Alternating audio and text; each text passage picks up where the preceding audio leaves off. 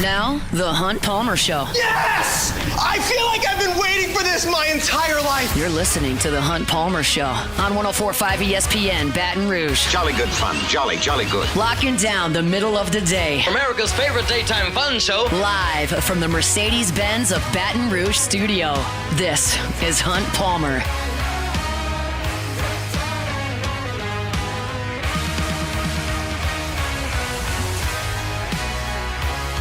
Welcome in. Hunt Palmer coming to you from Mercedes-Benz Baton Rouge studio downtown in the capital city on this Tuesday. Hope your work week's off to a good start. Jacob Beck, Cassie Spazzali back there on the ones and twos. And I'm in a pretty good mood. I don't know if my energy level is full. I don't know if I'm on 100% there, but I'm in a good mood. Because for 4 nights in a row, we were at the box into the early morning hours, and LSU got it done on Monday night. We're talking about it over the next 2 hours. We'll do it with Glenn West. 30 minutes from right now, Jay Johnson, head coach of the Fighting Tigers, who are moving on to the Super Regional round, going to be here in 1 hour at straight up 2 o'clock. We'll talk some Saints with Sharif Ishak at the bottom of the hour. So let's lock in the same way we do every single day with our Genesis opening drive. It's time for Hunt's opening drive, presented by Genesis of Baton Rouge. That was a classic last night.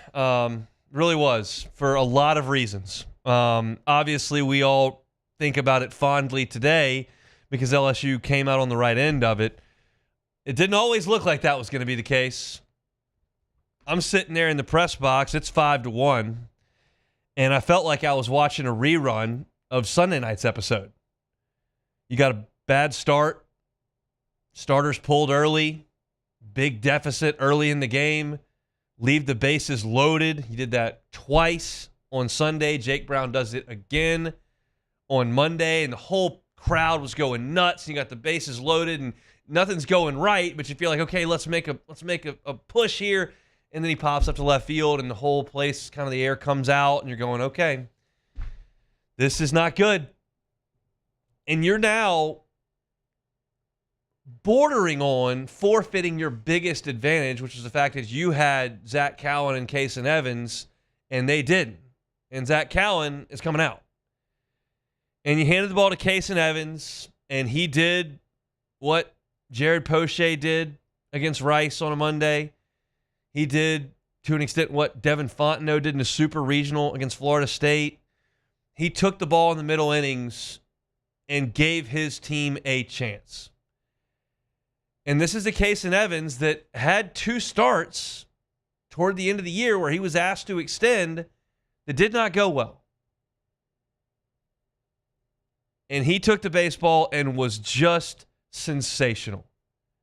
Fastball 94-95, but most importantly, the slider, and my God, it was strikes. And I'm going, here comes a slider. Surely he won't swing right in a row. 9 guys in a row. He struck out.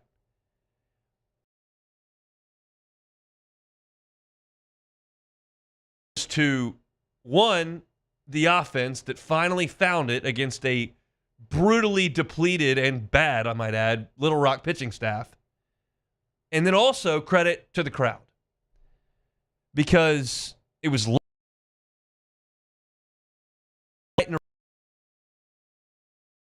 frustrated by what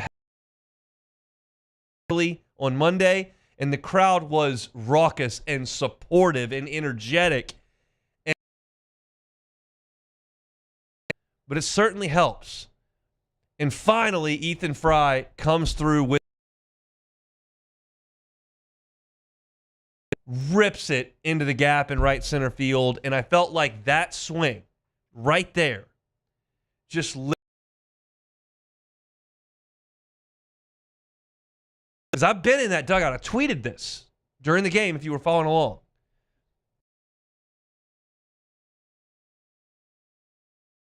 Houston was a regional. But that's the recipe for the box getting to be uncomfortable, is the underdog striking an early blow. For lack of a better term, it's something I use all the time, going in the deep freeze. A lot of weak contact, pop-ups, rolling over ground balls. Like, the box is always going to be in it if it's a slugfest and one team scores 3 and the next team scores 3, like Ole Miss and Murray State were yesterday. The box is going to be in it for that. It's hard for the box to stay in the game when you can't create anything on offense. And for the last 8 innings on Sunday, LSU didn't do squat on offense. And it was looking like that early, and then Fry gets the big hit. And then Case and Evans made it stand up with just sensational work by a true freshman. And it felt like, because he had such a stranglehold on the game, that LSU was going to push ahead, which they eventually did, and they kept the pressure on offense, and they scored the 5th run in the 7th, and then they pushed ahead in the 8th, which Fry initiated with the double, and then he comes home on the Milam ground ball. And at that point, you think, okay, they've got the lead, this thing's over. And Little Rock just would not go away. They just wouldn't go away. And Evans looked like he was tiring, and he issued 3 straight walks, and Jay Johnson said, we're going to leave the kid in there. I'm sitting there looking at the dugout. There's a camera in the LSU dugout in the press box, and I'm seeing Anthony Ianson get ready to go. And Jay Johnson leaves Case and Evans out there, and he comes up with another strikeout. And I thought that was going to be it. He finishes the 7th. You've got the lead. He got the strikeout after 3 walks. That's going to be the end of it. And Jay Johnson sends him back out there for the 8th. And LSU's added to the lead at that point. They've got a 2-run lead. But he sends him back out there. And he gives up 2 straight hits. And then I thought maybe the play of the game, that I don't know that a lot has been made of, but I'm going to ask Jay Johnson about it in 55 minutes. They lay down a bunt, Little Rock does. And Case and Evans pounces off the mound, scoops it, turns, wheels, fires a strike to third, and gets the lead runner. Massive play by a high school shortstop who knows how to be athletic and play defense. Because most pitchers who are not high school shortstops are going to take that ground ball, collect themselves, and throw it to first, and then you got second and third. So on the TV broadcast, they mentioned that you couldn't hear it on the broadcast, but they said that Luis Hernandez was yelling at him 3, just 3, 3, 3, telling him to throw to third because he knew he had a chance to get him. And that's the kind, and that's great because obviously I'm not watching the TV broadcast in the press box. That's a question I'm going to ask Jay about that, but I'm curious what he thought about it, because that's a degree of difficulty on that play for a right-handed pitcher is very hard. If it's a left-handed pitcher, like it's Cade Anderson, he scoops it up with his right hand and he's looking at third base, and he can make that throw straight in front of him. Case and Evans had to field that ball with his back to third base, wheel, and throw, and that was just an incredible play. But again, Little Rock doesn't go anywhere because they go to Ianson and they hit the ground ball up the middle and they score the run. And they got another one in scoring position, and Ianson gets a strikeout, and then Reeves makes a heck of a throw across the diamond, just get the runner and retire the side to preserve the 1-run lead. And at this point, it feels exactly like Chapel Hill. I went from the early innings, it felt like Sunday night at the box. Now it feels just like Chapel Hill. Last year in Chapel Hill on Monday, you had Will Helmers come in and save the day, just like Case and Evans did. And in this instance, you had Case and Evans save the day. Helmers gave way after one stopgap to Gage Jump, who pitched on Friday. And you have to preserve a 1-run lead in the ninth. And then you had Ianson, who was going to have to come in and preserve a 1-run lead in the ninth until Jared Jones finally found the barrel. And I told you yesterday, I was like, I don't need Jared Jones to get 4 hits. I don't need him to get 4 hits. It's great if he can get 4 hits. Love 4 hits. What Ethan Fry did last night, we'll take that. But I just need 1 from the Bear. And this is a bad pitching staff, and they're tired. And I'm going back and forth from my seat into the radio booth. They've got a lot of stats in there, and I'm chatting with Doug and Buzzy and Chris. And every time somebody gets up, Doug gets the binoculars out and gets a number, and we check the stat sheet over there. And I'm going, and I start to look at the box scores. Well, he threw 62 yesterday. Yeah, well, he threw 101 2 days ago. Yeah, he threw 45 yesterday. I mean, every guy they got up had been overworked. And that's just the nature of this format with that type of team. Little Rock doesn't have anybody who's going to go out there and Cade Anderson it for 8 innings and eat up that. Everybody they put out there is going to try to get them 4 innings of work and give up 3 or 4 runs from Friday all the way through Monday. So everybody's pitched 3 times, and they continue to go to the bullpen and continue to get a new guy to send in there. And I'm thinking at some point, Jones has got to square one up. And he did. I mean, he just hit a missile. And Jay Johnson had a huge reaction in the dugout, and the dugout went nuts, and the box lit up, and they added the 3 runs to give the insurance to make it not like last year at North Carolina, where you had a 1-run lead in the 9th and couldn't quite hold it, and you had to go to extras. Instead, you had a 4-run lead, and Ionson's able to nail it down. He didn't throw too many pitches in the game. I want to get that pitch count from him, 20. So it was a great, great win from LSU. Now, I'm going to do something here to illustrate kind of my feelings on the deal. There's 96% of me that is just Hunt from Shreveport who loves LSU's baseball team as much as anything. And then there's 4% that has to sit here and be a professional radio guy. So I'll give you this segment as both of those people. I'll split it up. The professional radio guy will go first. What a huge hat tip to Little Rock. They were incredible. Saturday, Sunday, Monday, incredible. They had gutty pitching. Their shortstop is making plays all over the left side of the infield. Backhands in the hold. Even the ground ball that scored the go-ahead run for LSU when they were in the shift, he makes a ridiculous play to make that play. The center fielder, Henry, is running down everything. He's Willie Mays out there. Cano is Mike Trout. They were just unbelievable.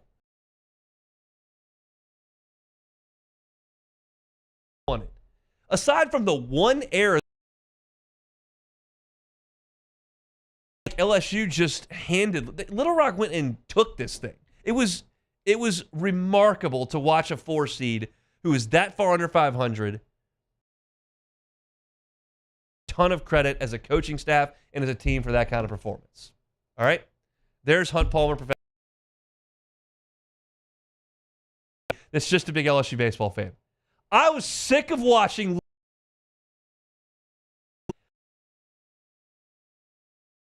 who lost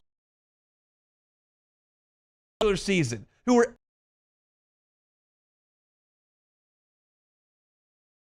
for 48 hours. Angel Cano 0 for 3. Do you know what his season? Man was hitting .213 in the Ohio Valley. He looked like Brad Cressy out there. Home runs off the scoreboard. He's taking a Chase Shores 100-mile-an-hour fastball, hitting up his last at bat against Evans. He takes 2 sliders down and then rips it into right. I know these guys have not done this all year.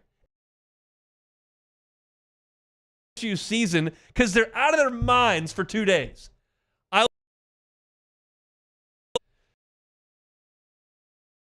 That. In fact, did I handle that properly? Credit to the coaching staff. Catch that Henry made. He wasn't that close, but he almost climbed the wall on that away from robbing Jerry.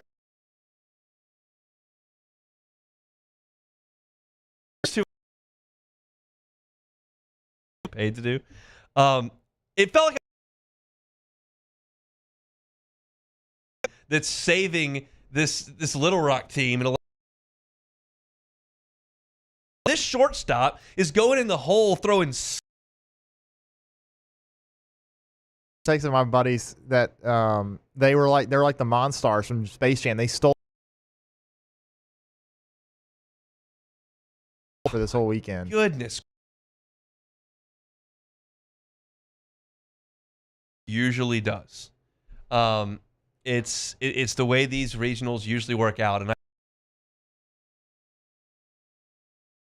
Like these things are rarely easy. LSU's playing Sam Houston with the National Pitcher of the Year on the mound in 2013. Like 2009 squad that's got to go extra innings against Baylor. It's got to sit down. Thatcher Hurd's got to go. Time in the history.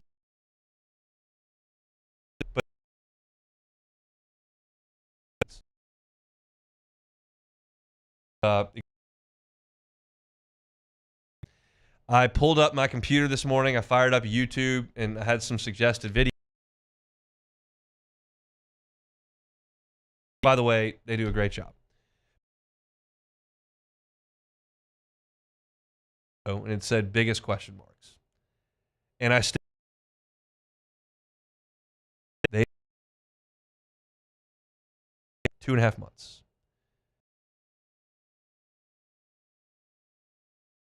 Okay, I would be crestfallen. 13th. Can't wait. In baseball. LSU needs to be in it. We need to be talking about it. There's energy in this fan base weekend where it looked like it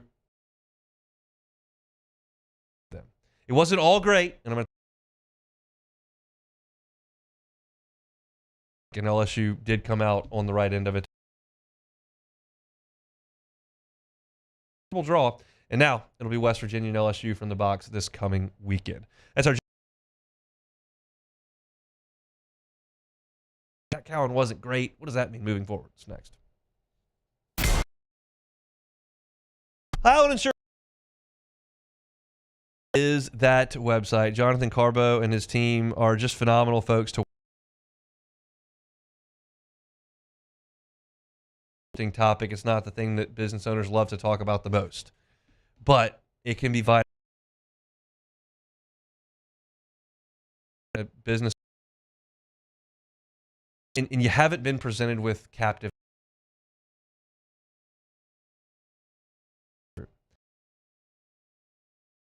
casualty as well as group, and you're not being presented the option of a captive or don't know what that would be, a game changer financially for your and qualify. But if you do, I think it's the future of insurance, and the Highland Insurance Group handles these things all the time. Have a conversation about that, they'd be happy to. It's the Highland Insurance Group. Check them out. There it is, the extra mile on the board. Fans customized for work or play, with safety and tech to keep.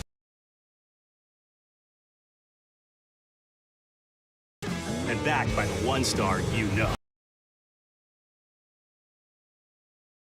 Because so few have what it takes to go there.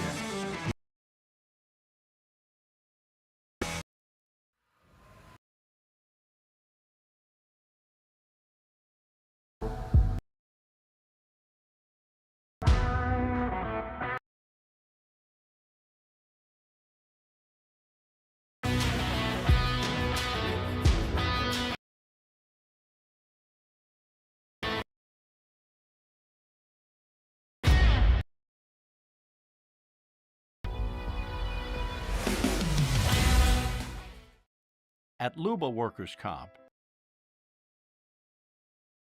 simple belief, our clients come first. At Luba, not We our values, committed to providing you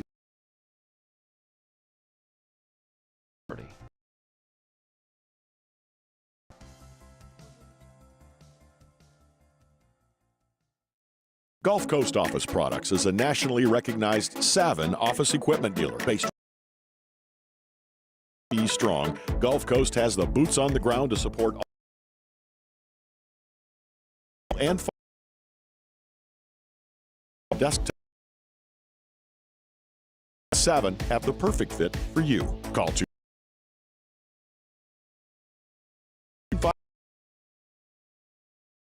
products. At Bayou Automotive and Dodge Jeep Ram.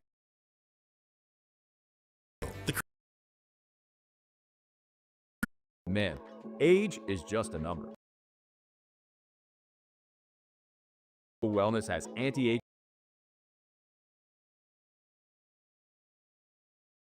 .com and discover a renewed sense of vitality. These are the luckiest ice cubes in the world. They could have been a thankless bed.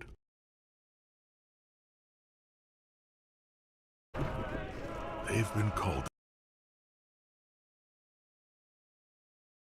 Techies.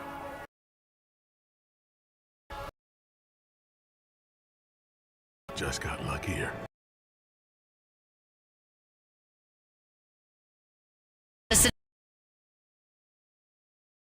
ESPN, Baton Rouge.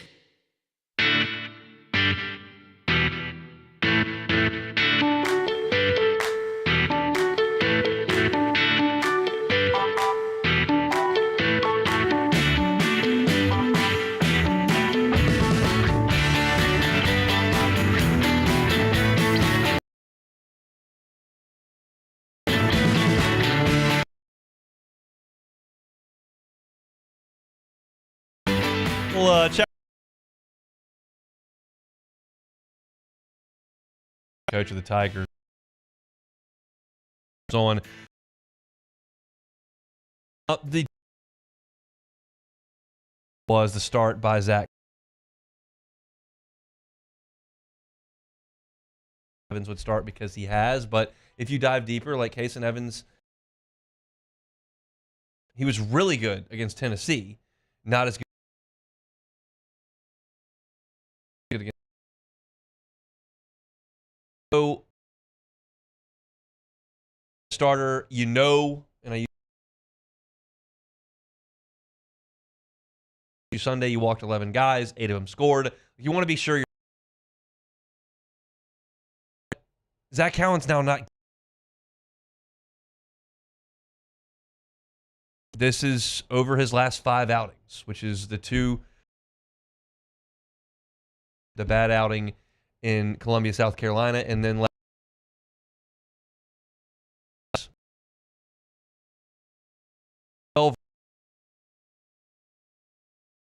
that's an ERA of 14.8.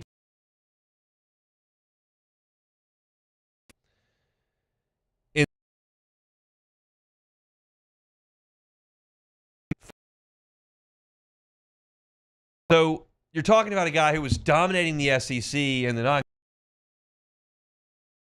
12 weeks. Really.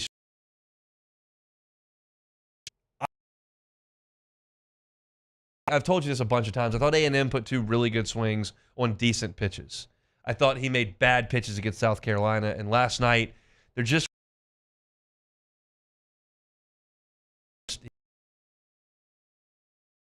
had 2 walks in an inning of 30. 3 hits. They were hitting.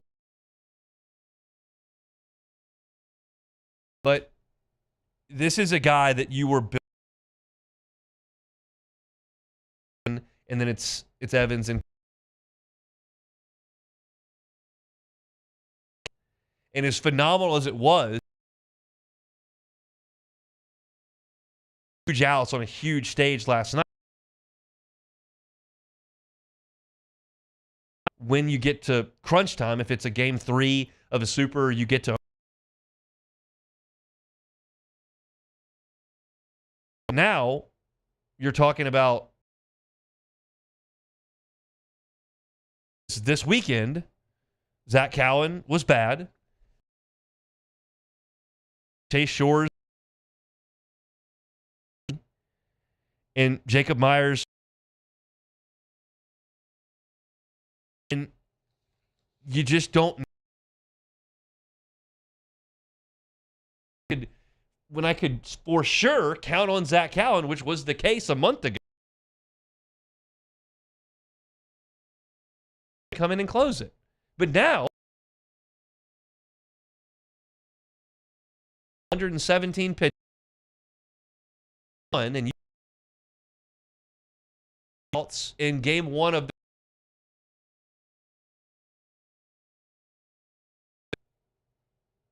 Are you going to go to Callen? Are you going to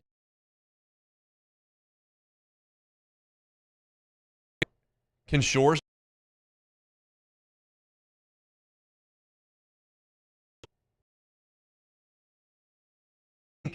That's what April. If I can cherry pick and I can get I saw in Hoover,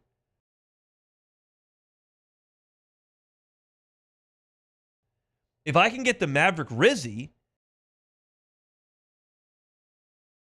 right, the Maverick Rizzy that we saw in the game on Friday.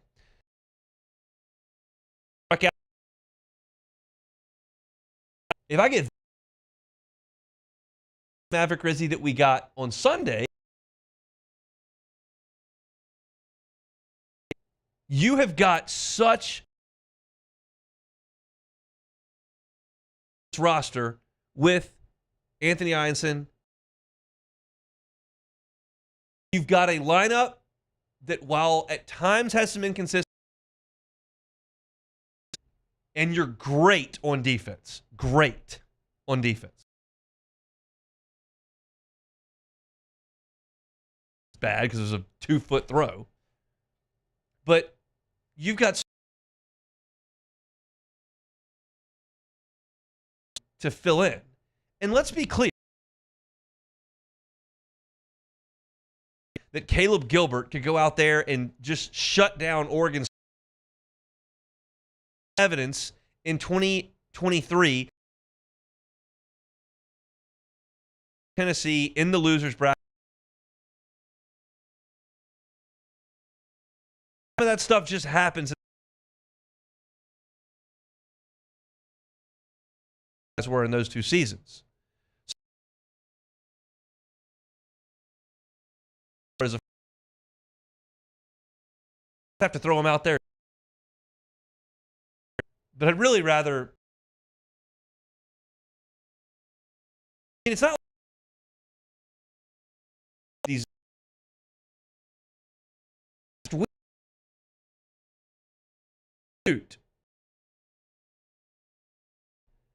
This past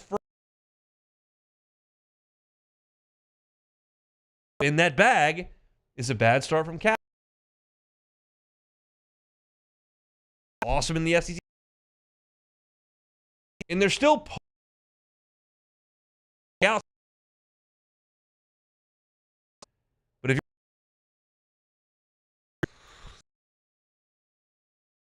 that's the concern. Started cooking, curious.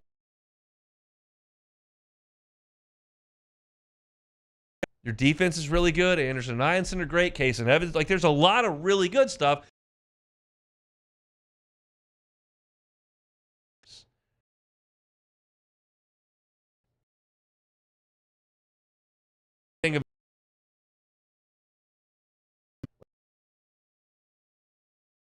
Freaking awesome. Let's go to Louisville. This is here we're talking about options. And you haven't found a third starter, and you haven't found enough bullpen guys that you really and truly trust. It's not that none of them are there. Like I'm saying, like these guys have really good outings over the last 3 weeks. They also just have duds. And you never know when those are coming. And if you catch one at the wrong time, it can end your season. So that's a concern.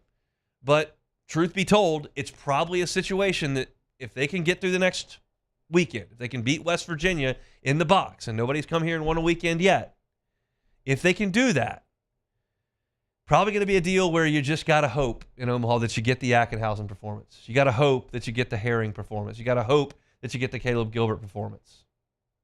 That's what it probably comes down to. We'll see. I'm thrilled. I'm excited, but I'd be derelict to my duties if I didn't point out that there were some guys that took the ball over the last 48 hours that didn't do a very good job. Thankfully, they eventually got the ball to someone, whether it was Cooper Williams on Sunday, who was awesome, or Kason Evans and then Nancy Ianson yesterday, who were awesome. They got it done. We'll talk about it all with Jay Johnson half an hour from right now. We'll take a timeout. Come back with Glenn West next. The Hunt Palmer Show. At Sunshine, we know what you see when you look at your land. Where others may see dirt, you see the foundation you've built your life on. It's hallowed ground. It's past, present, and future. We're proud to provide quality John Deere equipment to help you maintain the land you love. Check out our current promotions and learn more about what it means to be powered by sunshine at sunequip.com. At Bayou Automotive, we believe in a sales process that puts you first. We want you to experience an easy purchase with clear pricing and great service. Let Bayou Ford and Bayou Chrysler Dodge Jeep Ram be your trusted partners in finding your perfect vehicle. The crew at Bayou Automotive is going to do right by you.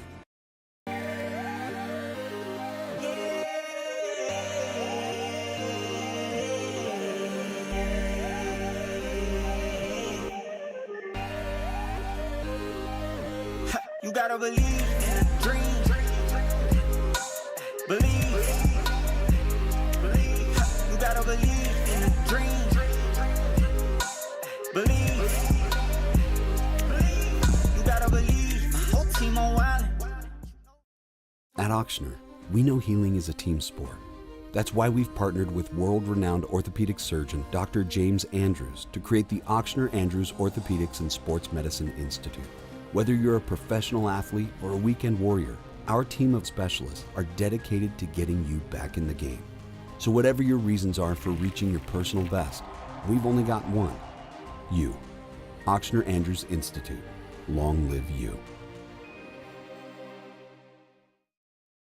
ED, low T, or simply seeking to optimize your health and performance? Goodwood Men's Sexual Wellness offers a range of discreet services to address your specific needs. We empower men to reclaim their health and confidence. Visit yourgoodwood.com. Family owned and community driven. Service Chevrolet Cadillac, a legacy you can trust since 1972.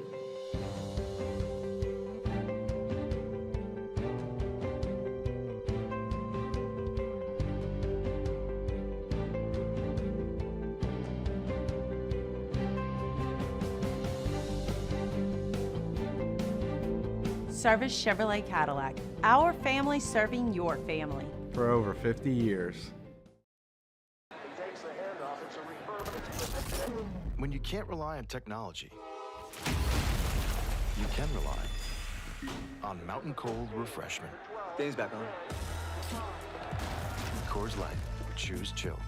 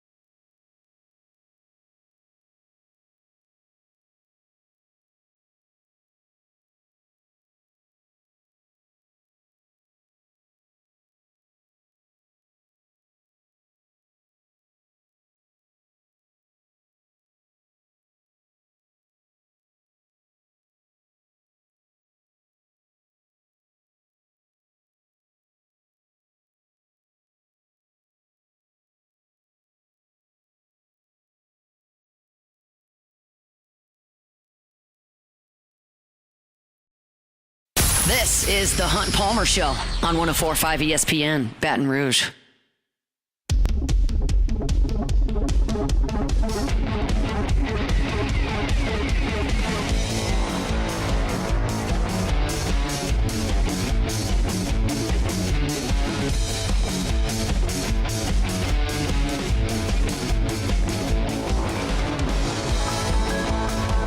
4 straight late ones at Alec Box Stadium. Tigers advance through the Baton Rouge Regional. We're talking about it today. Hope your work week's off to a good start. Appreciate you hanging out with us. Glenn West there for all of it over the last 4 days at the box. Joins us now on the Jim's Firearms Hotline. Glenn, you going to go hang out until 1 o'clock in the morning at the box tonight, or are you going to blow that off? I'm gonna take a little bit of a rest from Alex Box for the next couple days, and I'm sure a lot of fans are in that same boat. They're I'm sure excited for Super Regional ball, but I'm just glad LSU's going to get a 1 o'clock game and a 5 o'clock game this weekend. I was super pumped when I picked my phone up and saw that notification this morning that LSU was playing in the afternoon, an early evening as opposed to the 8 o'clock start. Yeah. How were you feeling at 5-1 yesterday? Did you feel like LSU's better, they're going to come back, or did you think this may be it? No, I was definitely on the ropes. I'm sure you kind of had this feeling, I'm sure, in the stadium too, but it was very tense. I mean, you didn't even need a knife to cut the tension there when they went up 5-1 in the second inning and just laid a huge punch at LSU right out of the gates. And so I think, look, the first couple days probably lulled me at least into a false sense of security with this team, but with this weekend and what Little Rock was able to do the last 2 games of that series, I just don't think any of this is going to be easy the rest of the way for LSU, however long they're in the tournament. It's going to be a slugfest. I wouldn't be surprised by anything, the way that this regional played out and just how LSU played at times, but also how many mistakes crept up on them as well and how inconsistent they were in those final couple games. Yeah, I think that's probably my next question. It's like, do you feel like LSU deserves just a lot of credit for their toughness and for crawling back and for winning the game, or do you feel like it just showed some cracks in the armor? Yeah, I think it's probably a mix of both because, look, I mean, LSU doesn't come close to winning that game if not for 2 players, Kason Evans and Ethan Fry. And, Luis Hernandez had a nice couple of home runs there to really kind of help put LSU over the top. Jared Jones came on late for them.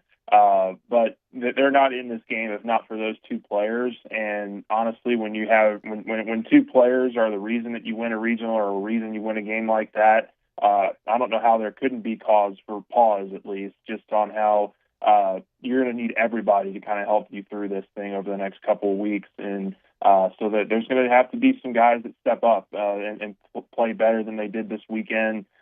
Certainly, you don't like the fact that really 3 pitchers kind of carried you through this weekend. I guess you could throw Cooper Williams in there too. He was pretty good in his relief outing, but you're going to need more than 4 guys to get you through the next couple weeks. And so for the bullpen guys and some of those players that had been coming along pretty consistently towards the end of the regular season and into the SEC tournament, to kind of have a step back there was a little worrying, but you just hope that those guys can find the strike zone, and offensively you just got to hope that they can kind of cut out some of these really easy weak outs. I mean, there's just been a lot of fly ball outs, a lot of just guys getting under the ball and getting out of their plan a little bit too inconsistently. And so it was good to see them score in 5 of the last 7 innings there against Little Rock and put that team away.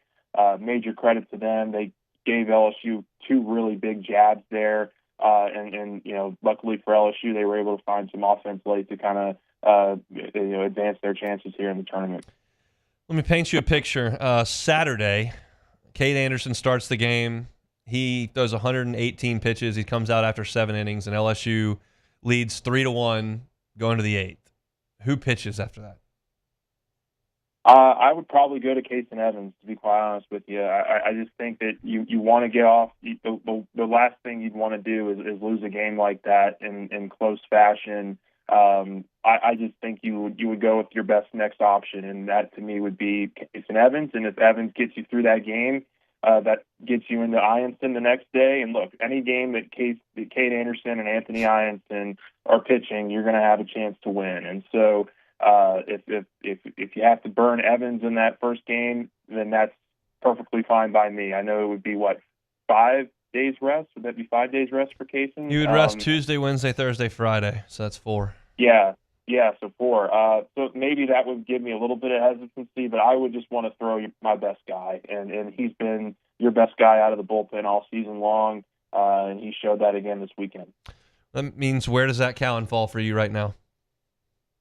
Yeah, look, I mean, it's been a struggle for him these last couple of weeks. He's had, I think one good outing here in the last 3 or 4 weeks, but, he's had a couple duds as well. And for a guy who's, kind of big arsenal is throwing the ball over the plate for strikes and landing and hitting in different parts of the strike zone, he just hasn't been able to do that as consistently the last couple of weeks. So you still got to ride with him. I mean, I still think he's going to throw major important innings for LSU this weekend. But you got to hope that he can find the strike zone a little bit more consistently and hit his spots, because that's really what his game is predicated on, is getting low with the strike, the strike zone, and using that slider, using that changeup mix to really throw hitters off. And he's just not landing those right now. He's keeping it up a little bit high in the zone, and so teams are hitting him a little bit.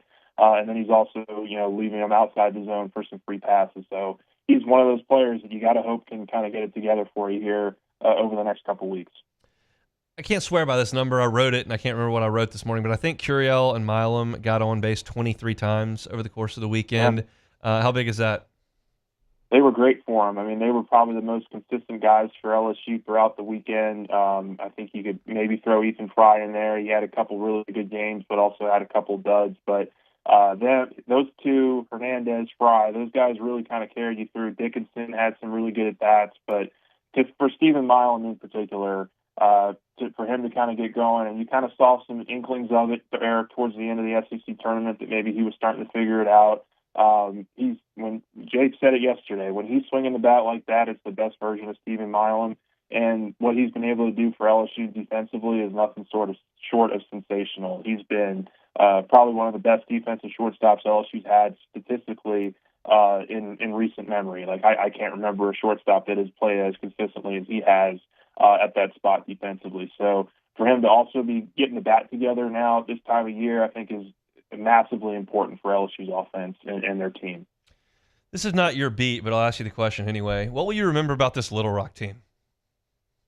Yeah, I mean, look, it's one of the great stories that we've had in covering college baseball. I mean, they were just on top of their game plan every single week or every single game in this weekend.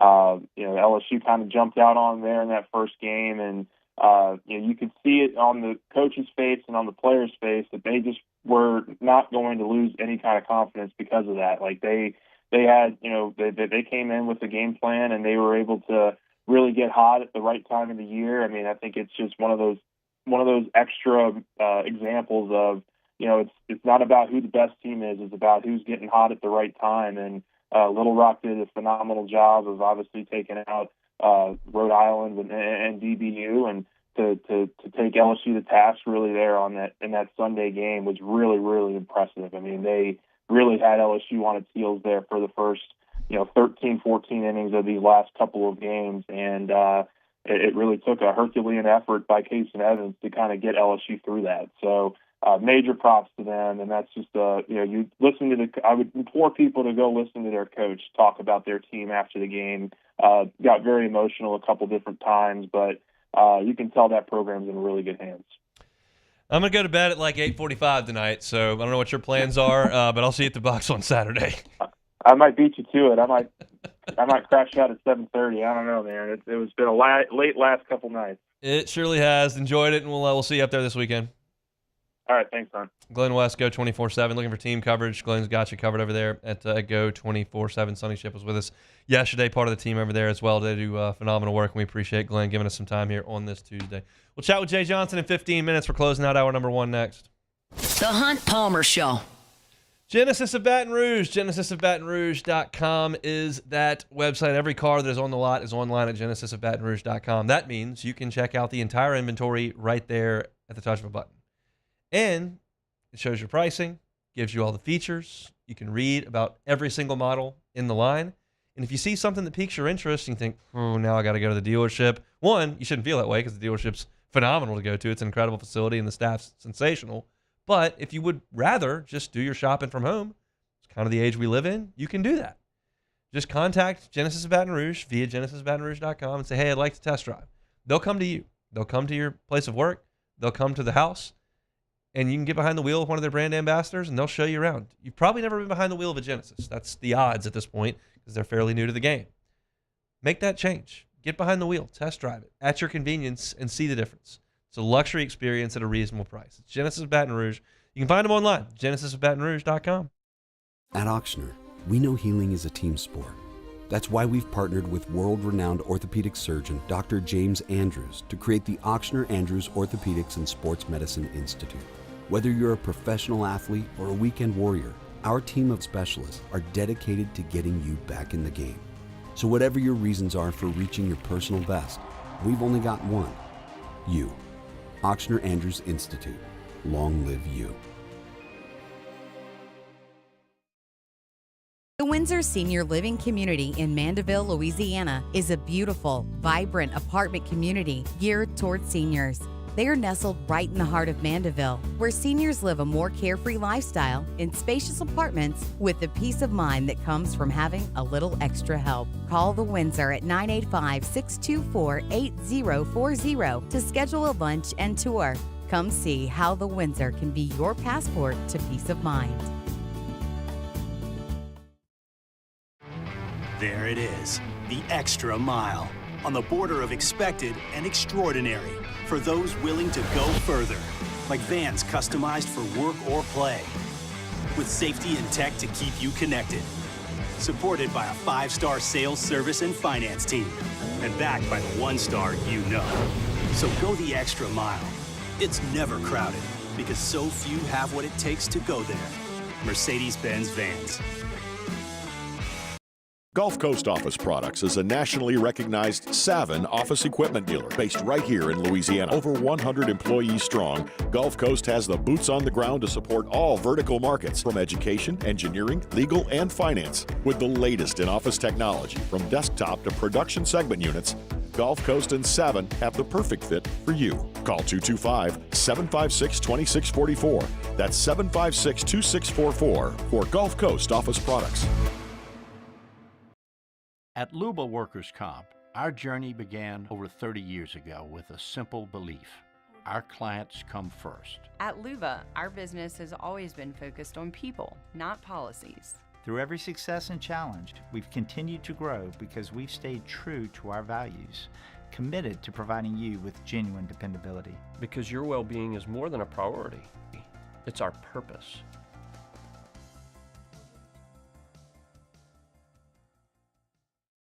Men, age is just a number. Don't let it dictate how you feel. Goodwood Men's Sexual Wellness has anti-aging services that can help you look and feel your best. Visit yourgoodwood.com and discover a renewed sense of vitality. These are the luckiest ice cubes in the world. They could have been a thankless bed for an all-you-can-eat salad bar.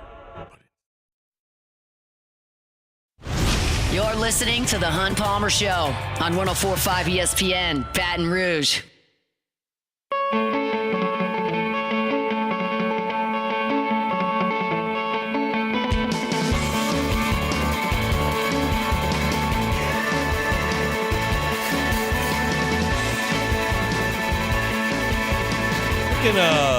Looking forward to our conversation with Jay Johnson in 10 minutes. He's probably got a busy day afoot as the transfer portal's open, and I can guarantee you he's on the phone. But he's going to take some time with us in 10 minutes. Looking forward to that. Also, looking forward to covering LSU and West Virginia this weekend. We'll have a lot of content up at louisianasports.net. Before I get to writing about LSU and West Virginia, I'm probably going to write a column for tomorrow morning about the people on Twitter over the last 72 hours who are seemingly taking 25 years of data where the SEC has taken a dump truck to the entirety of college baseball and just dominated. And they've thrown out that 25 years of data, and they want to just point at 72 hours of baseball games and go, see, the SEC's overrated, told you. Doesn't quite work like that. Did you see the championship series last year? It was Tennessee and A&M. Did you see the bracket last year in Omaha? There were 8 teams, 4 from the ACC, 4 from the SEC. How many of those games did the ACC win against the SEC? I'll save you the time. It was none. None. 0. What was the championship series the year before that? It was Florida and LSU. What was the championship series the year before that? It was Ole Miss and Oklahoma, who's now in the SEC. Well, what about before that? Well, it was Mississippi State and Vanderbilt, 2 teams from the SEC. This is not up for debate. If you're jealous because you never win anything and you just feel the jealousy and you have to make a point about it, and you're going to take a Florida loss to Coastal Carolina and say, see, look, they're not any good. You're going to take Georgia losing a game to Oklahoma State where they give up 2 2-run homers in the 9th inning and go, see, they're overrated. They're not any good. You want to take Texas season because UTSA goes in there and beats them twice and go, look, that's an overrated team. And you want to try to boil the entire conference down to an overrated bunch of slop because a lot of teams lost 2 baseball games over the weekend. You can do that. You're just going to look like an idiot. Because there's 25 years, not just LSU blitzing everybody in the 90s, not just South Carolina going back-to-back. We're talking about Vandy winning multiple national championships. We're talking about LSU winning multiple national championships. South Carolina winning multiple national championships. Florida winning one, playing for another one. Ole Miss winning one. Mississippi State winning one. Tennessee winning one. A&M playing for one. This is the whole league. What's the ACC doing? You got Virginia hoisting 1 trophy? What's Florida State got? A whole bunch of nothing? Miami's been irrelevant for decades? Just because you're rooted in complete and utter jealousy and it drives you nuts when teams talk about the SEC, when broadcast teams talk about the SEC in glowing terms, and you don't like that because your team or your league doesn't win very much, you just look like an idiot. And trust me, this is coming from a guy who hates everybody in the SEC. I don't want any of them to succeed. I was pulling for all the ACC teams last year. But the fact of the matter is they're not good enough to win it. And guess what? If you ask me to bet whether an SEC team or someone else wins the national championship this year, I'm taking the SEC team. If it's not LSU, I hope I'm dead wrong. I got no interest in Dave Van Horn bringing a trophy back to Fayetteville, and I have less interest in Tony Vitello winning 2 in a row. Promise you. But the Twitter's just ablaze over the last 2 days, pointing and laughing at the SEC. It's 1 weekend worth of baseball. Act like you know anything. The SEC has and will continue to dominate this sport. There's a reason why Tommy White sets the national freshman home run record and leaves to go to LSU. There's a reason Jacob Berry wins National Freshman of the Year and leaves to go to LSU. There's a reason Gage Jump is supposed to be in UCLA's starting rotation and leaves to go to LSU. And I could point to guys all Hurston Waldrop leaves Southern Miss, goes to Florida. Zach Root leaves East Carolina and goes to Fayetteville. Billy Amick leaves Clemson, goes to Tennessee. Like, I could go on forever.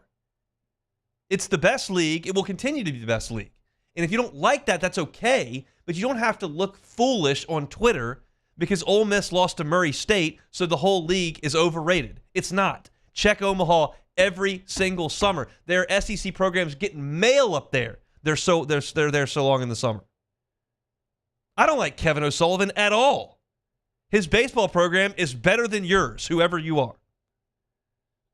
So that just drove me nuts, not because I want to defend SEC teams. I don't have any interest in defending SEC teams. I want them all to fail. But I'm losing that battle because they don't. They go to Omaha and win. And LSU is on the precipice of going to Omaha again. And guess what? When they get there, they're playing an SEC team in the first game, guaranteed, because that's who shows up there. Trust me, I'd much rather play UT San Antonio. Wake had a great team 2 years ago, no doubt. There are good players elsewhere, good leagues elsewhere. Are those leagues even close to as good as the SEC? They're not. In 1 weekend of baseball, the most underdog-inspiring sport that we play certainly does not diminish the reputation of a league. That's just a foolish way to look at it and play gotcha for clicks on Twitter. It's not going to work for me. So there's my take on it from a radio perspective. I'm going to put it with some statistics that I can go look up to paper for LouisianaSports.net coming up for a column that I'll write tomorrow. Had to get that off my chest because it was way too prevalent on Twitter. That's it for hour number 1. Appreciate you hanging out with us here on a Tuesday. Hope your work week's off to a good start. If you missed any of the first hour, catch it on demand. Fired up to chat with LSU head coach Jay Johnson. We'll get some national headlines from SportsCenter and then come back for hour number 2, and the head coach will lead it off with us. Come back. The Hunt Palmer Show. The Hunt Palmer Show.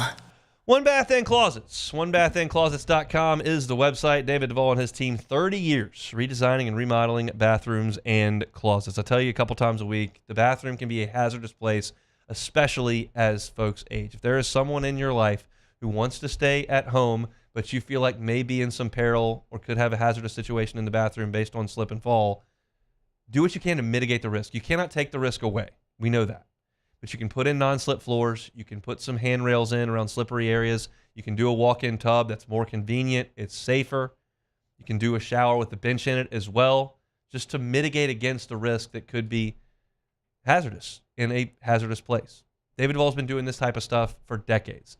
Give him a call or head to the website, onebathandclosets.com. Get that free consultation. They'll do it right the first time and leave the competition behind. It's One Bath and Closets. You can find them online. It's onebathandclosets.com. ED, low T, or simply seeking to optimize your health and performance? Goodwood Men's Sexual Wellness offers a range of discreet services to address your specific needs. We empower men to reclaim their health and confidence. Visit yourgoodwood.com. At Bayou Automotive, we believe in a sales process that puts you first. We want you to experience an easy purchase with clear pricing and great service. Let Bayou Ford and Bayou Chrysler Dodge Jeep Ram be your trusted partners in finding your perfect vehicle. The crew at Bayou Automotive is going to do right by you. At Auctioner, we know healing is a team sport.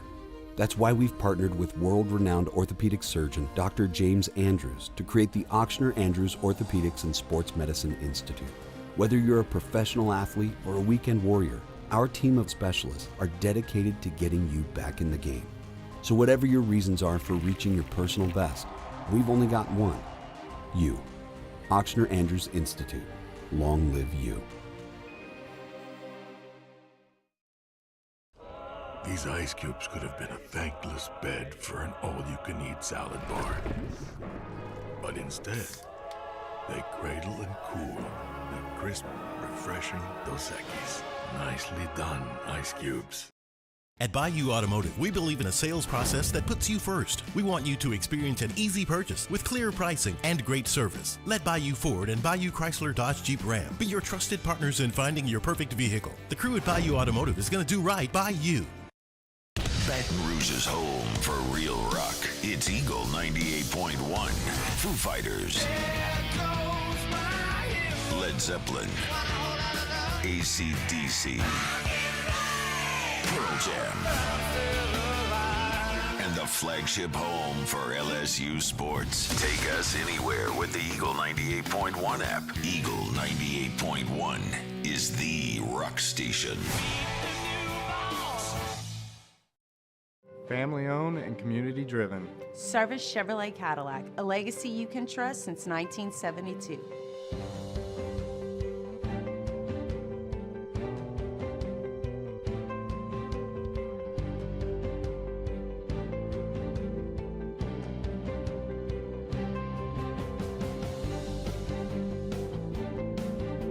Service Chevrolet Cadillac, our family serving your family. For over 50 years.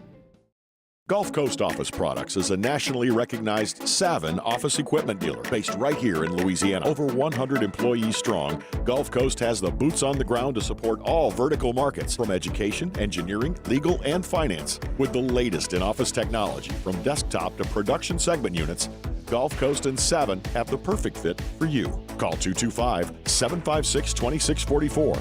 That's 756-2644 for Gulf Coast Office Products. At Luba Workers' Comp, our journey began over 30 years ago with a simple belief. Our clients come first. This is SportsCenter. I'm Doug Brown with breaking news from ESPN's Shams Charania. The Knicks will fire head coach Tom Thibodeau after 5 seasons on the job. The Knicks made the Eastern Conference Finals this season for the first time in 25 years. They were beaten by the Pacers in 6 games. The NBA Finals start Thursday night with the Thunder hosting the Pacers in Game 1. Coverage on ESPN Radio and ABC. ESPN's Tim Bontemps. I think Indiana's a really good team. The reason I don't think this series is going to be very long is because the Thunder are one of 7 teams ever to win 68 or more games. and I think they are an all-time great team. And I think we've seen that throughout these playoffs, and I think we're going to see it again in the finals. Tim Bontemps on Unsportsmanlike. The reigning champion Panthers and the Oilers open the Stanley Cup final with Game 1 tomorrow night in Edmonton.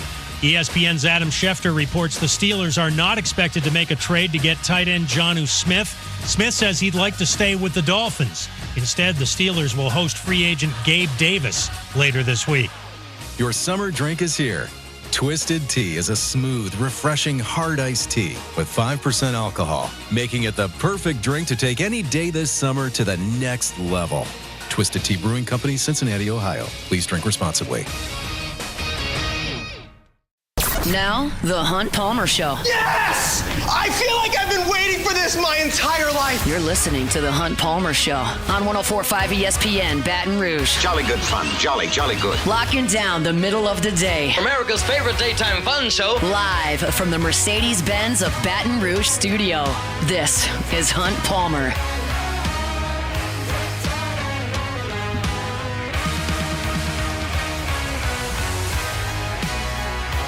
Hour number 2, Tuesday edition of the Hunt Palmer Show, 104.5 ESPN Baton Rouge. Appreciate you hanging out with us. We'll talk some Saints with Sharif Ishak coming up in 30 minutes. A lot of LSU baseball talk, as you would imagine. In the first hour, Tigers win the Baton Rouge Regional last night. I just heard Jacob Beck call head coach Jay Johnson and said, "Coach, how you doing?" And I have a feeling the answer was that he's doing pretty well. I guess I can ask him now. We have Jay Johnson on the show joining us on Jim's Firearms Hotline. I'll ask you the same question. Coach, how you doing? I'm doing great, Hunt. How are you? I'm really good. I'm a little tired. Did you get any rest last night? Finally shut my eyes about 3:15 and woke up about 6:15 and fully charged after a great night at the box. And that's the first thing I want to say is that was my personal best experience in 4 years in the stadium. I mean, that was electric, and the fans really, really made a difference in that game last night, and excited to be able to give them a super regional here next weekend. I've been in that stadium when things get a little tense towards the potential end of a season because things aren't going very well, and that's an uncomfortable thing. And I noticed, like you said last night in the press conference, that it wasn't like that even when it got to 5-1. There was a lot of support that was coming. You mentioned that in the press conference, but it was really noticeable. Did the team take notice of that?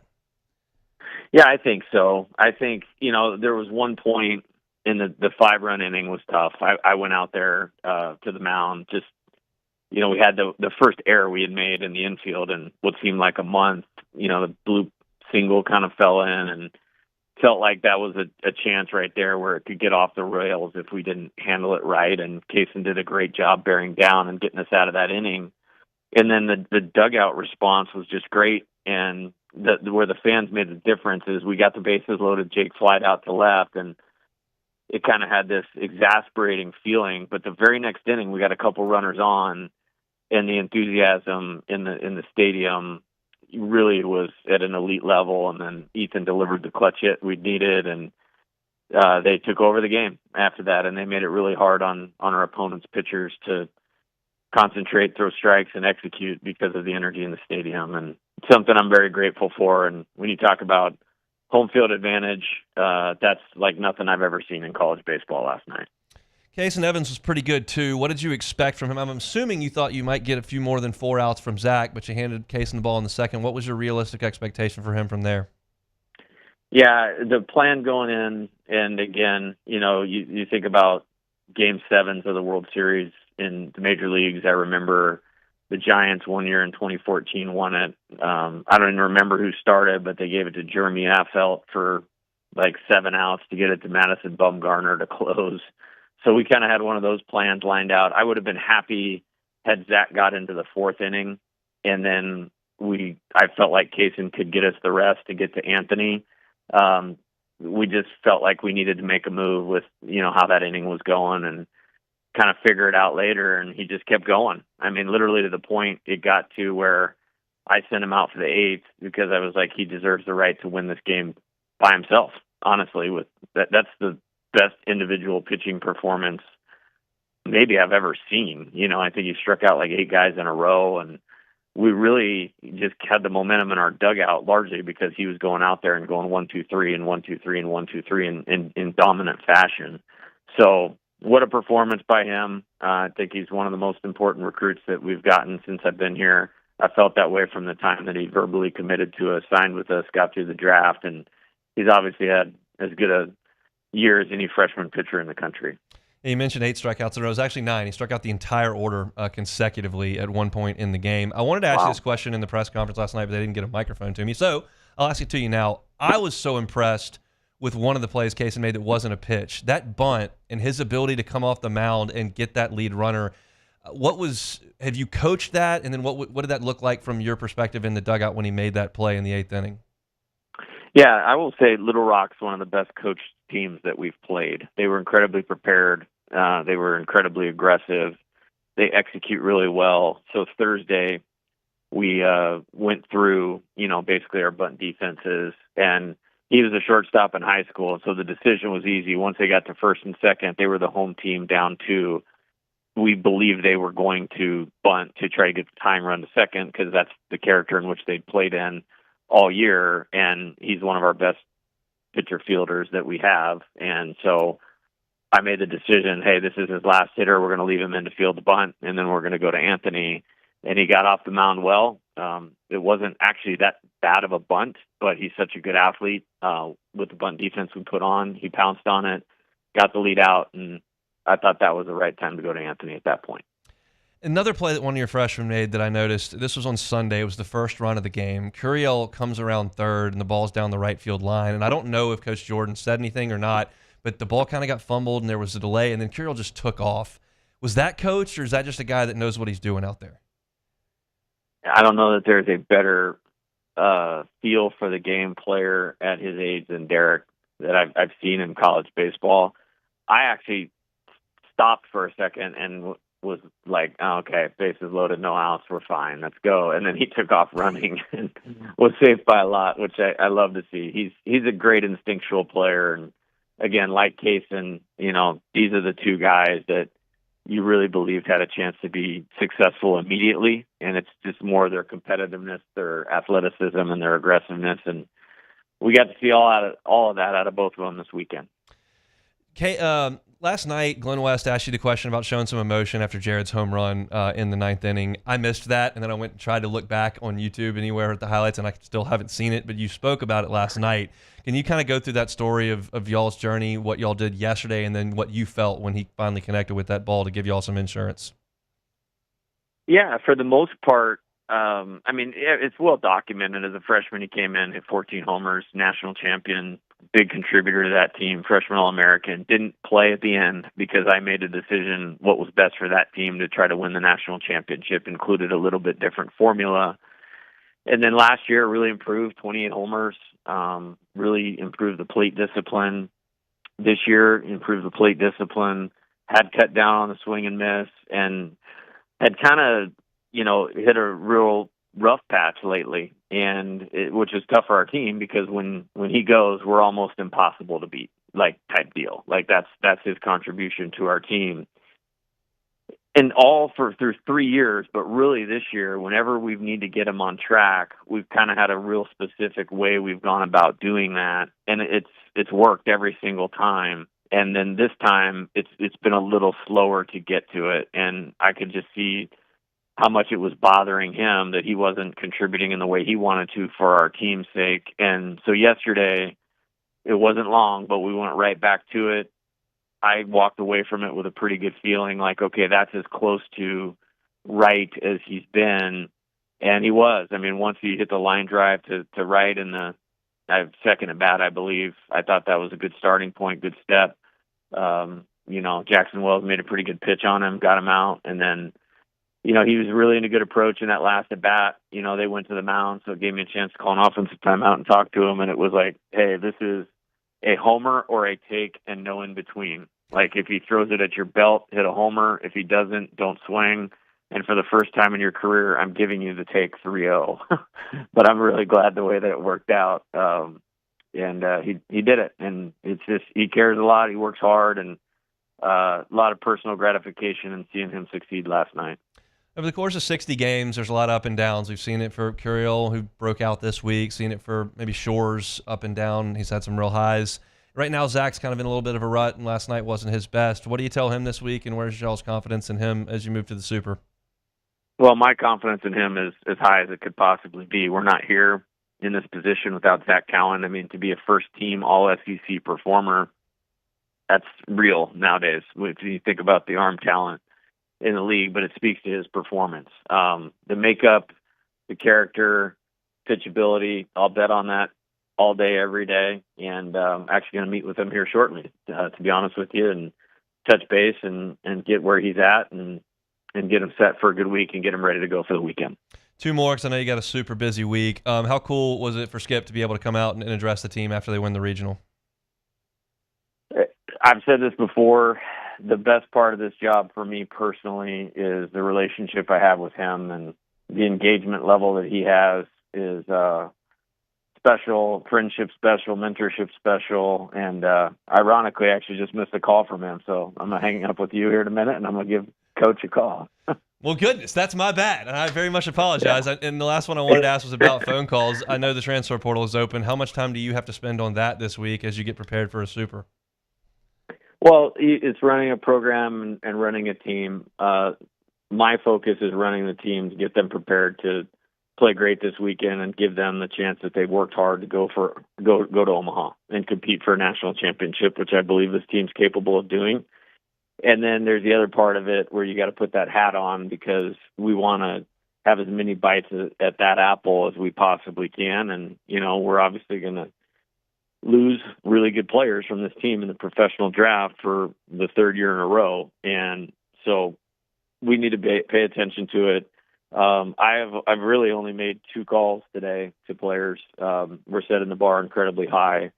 I think next year's team, the foundation of it is in the program right now, and we're being really picky and really specific and setting a high bar. Coach, congratulations on the weekend. Best of luck this weekend. We'll see you at the box on Saturday. Appreciate the time. All right. Have a great day. Sure will. That's Jay Johnson, head coach of the Fighting Tigers. Busy guy. Transfer portal, West Virginia, trying to get to Omaha, the whole thing. It's a great time of year, and LSU's in good hands with that guy at the top of the program. And last night was a big night for LSU as they move on. So appreciate him for giving us a little bit of time. Sharif Ishak talking Saints. I want to talk a little bit more about what we saw in college baseball over the weekend. We'll do that when we come back. The Hunt Palmer Show. It's not just a game, it's a religion. You've got your team colors, team swag, and now your very own website, LouisianaSports.net. Everything LSU, Saints, and Pelicans. Sports on demand. In-depth coverage by sports writing pros with continuously updated news. And with the LouisianaSports.net newsletter, you get pinged directly with top trending stories. Best of all, now and always, no paywall. It's free. LouisianaSports.net, powered by 104.5 ESPN Baton Rouge. Your home for Louisiana sports. ED, low T, or simply seeking to optimize your health and performance? Goodwood Men's Sexual Wellness offers a range of discreet services to address your specific needs. We empower men to reclaim their health and confidence. Visit yourgoodwood.com. At Atmos Energy, our Smart Choice solutions help customers save energy and emissions with rebates up to $500 off high-efficiency natural gas appliances, smart thermostats, and weatherization upgrades. Together, we're fueling our energy future. These are the luckiest ice cubes in the world.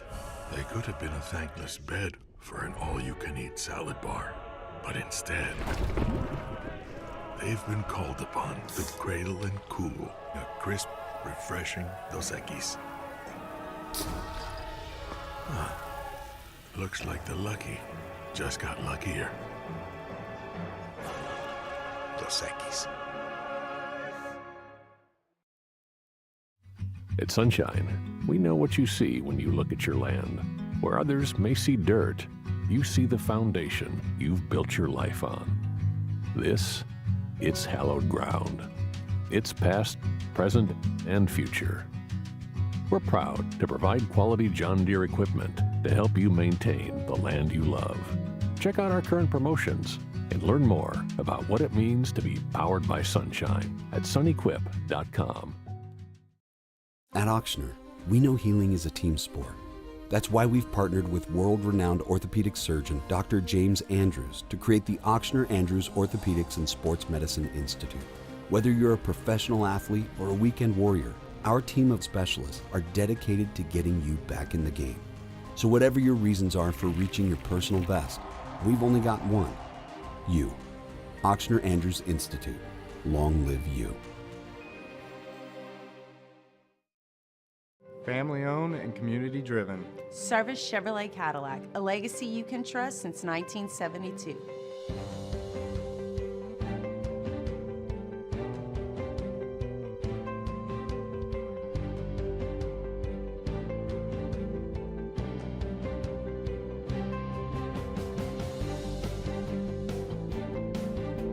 Service Chevrolet Cadillac, our family serving your family. For over 50 years.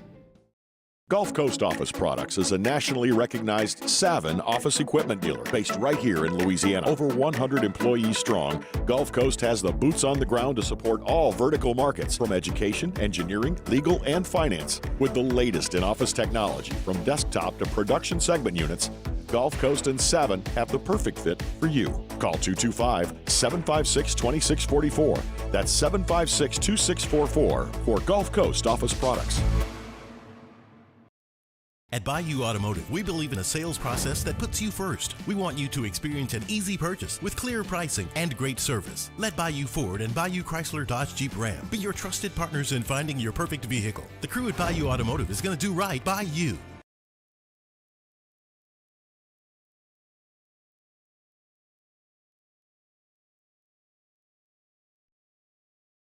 This is the Hunt Palmer Show on 104.5 ESPN, Baton Rouge.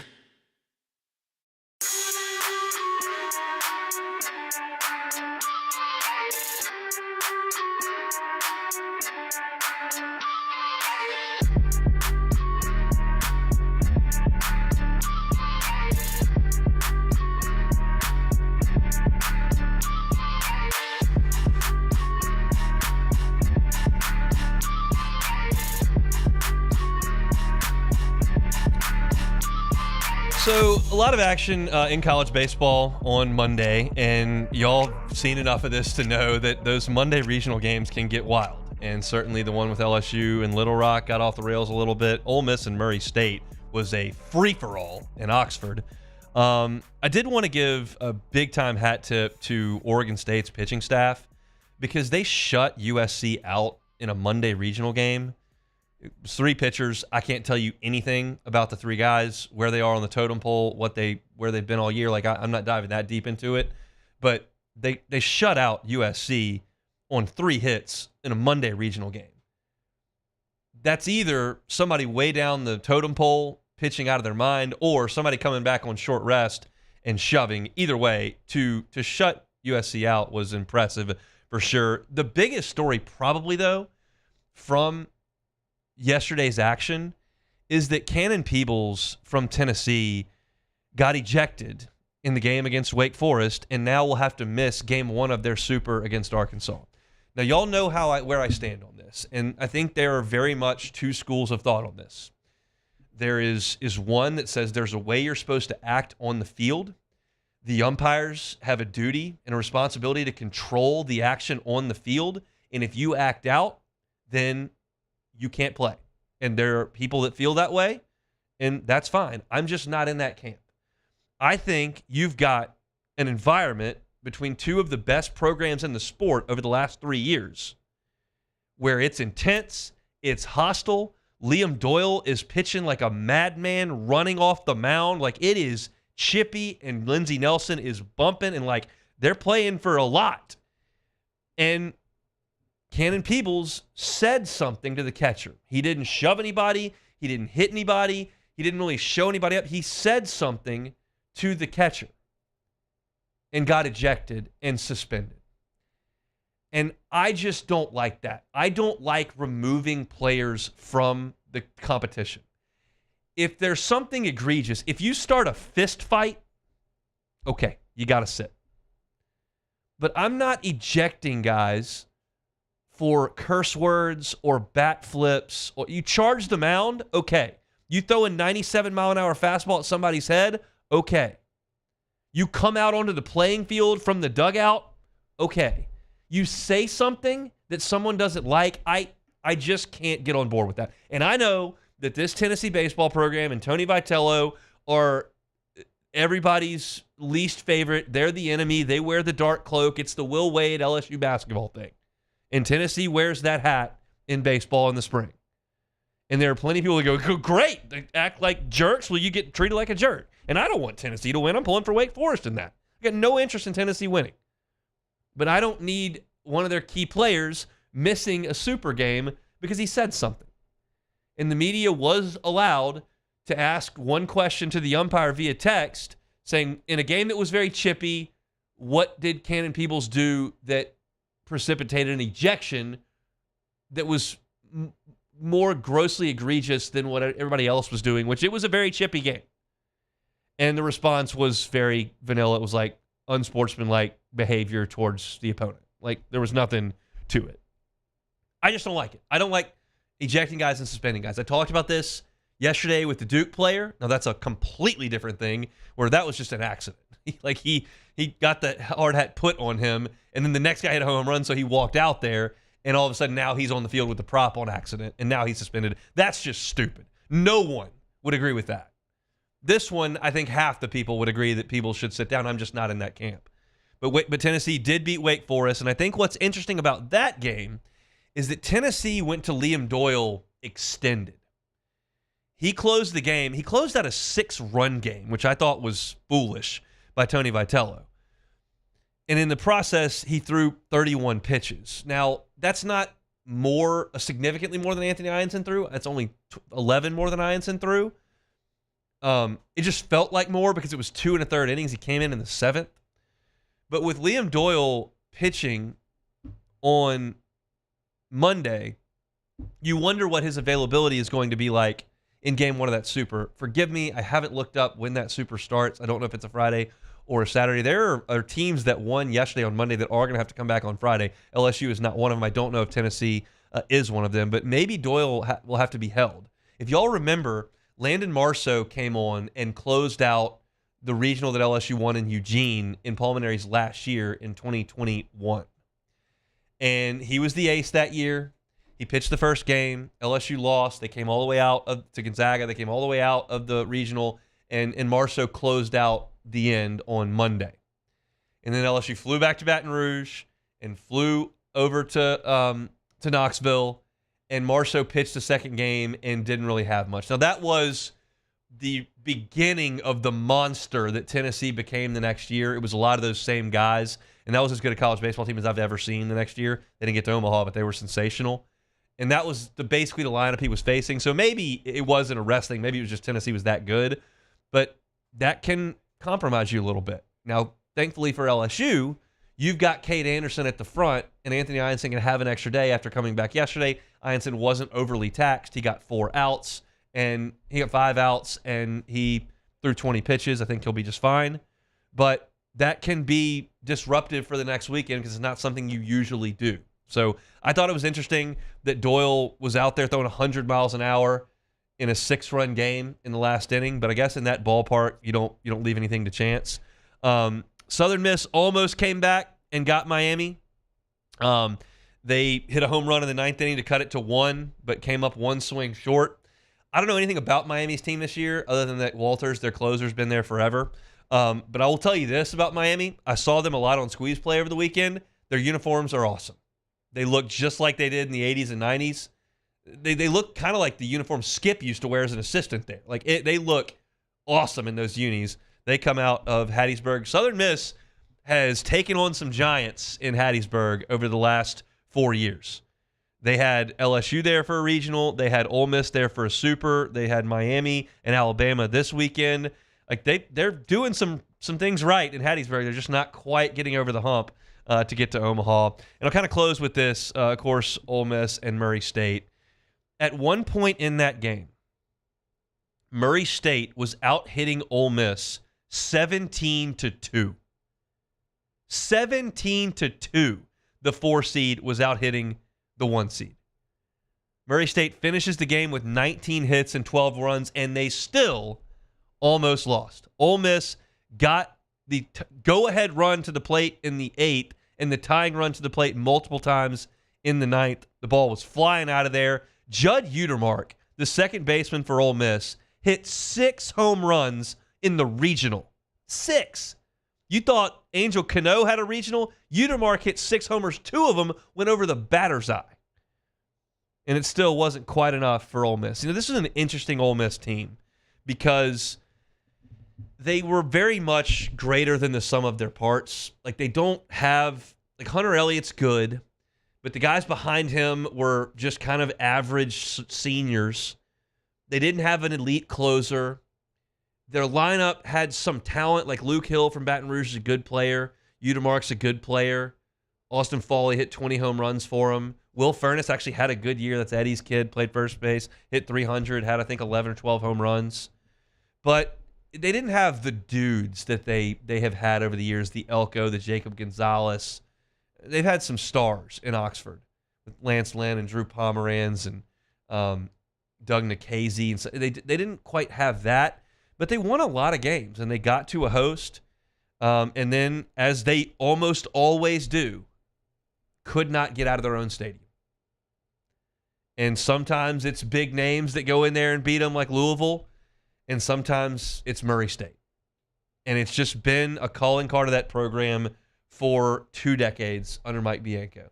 And I personally think it's really hard to put together a team that is good enough to be a host a lot, but is not good enough to get out of the regional. Like that, I struggle with that because I think if you're really good over 56 games, you should probably be good over 4. But they just have a hard time getting out of that stadium. And I've heard people that cover Ole Miss say, like, I was just talking to Jay Johnson about how the box can get a little bit tense if there's an underdog in there that's making things uncomfortable and they've got a lead, and then everybody starts to kind of tighten up a little bit.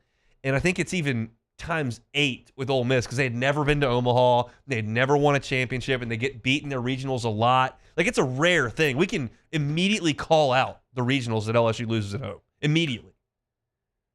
And for Ole Miss, there's like 7 of them, 8 of them, 9 of them. And this was just another one where they could not get Murray State out on a Monday. 17 hits in the first 4 innings, 5 innings. 12 runs, and Ole Miss was down 8.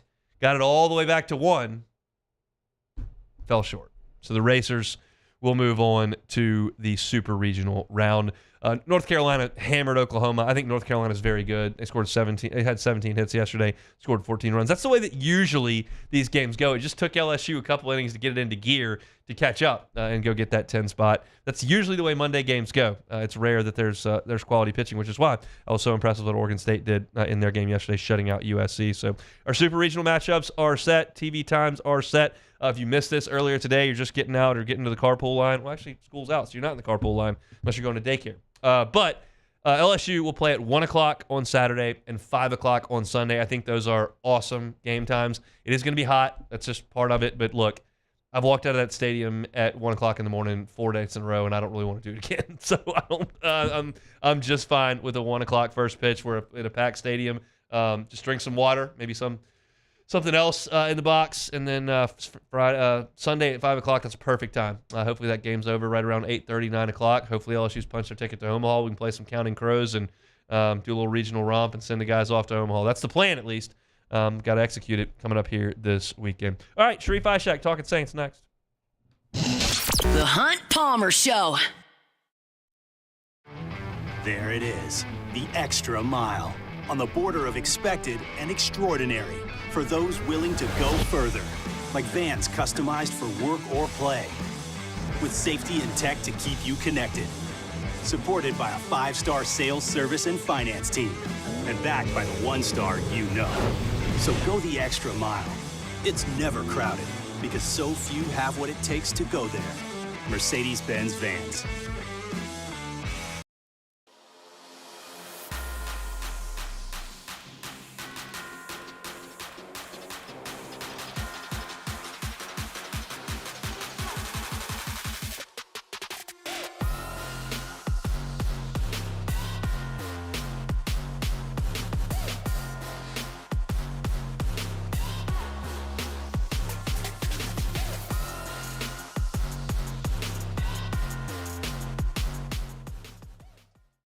Man, age is just a number. Don't let it dictate how you feel. Goodwood Men's Sexual Wellness has anti-aging services that can help you look and feel your best. Visit yourgoodwood.com and discover a renewed sense of vitality.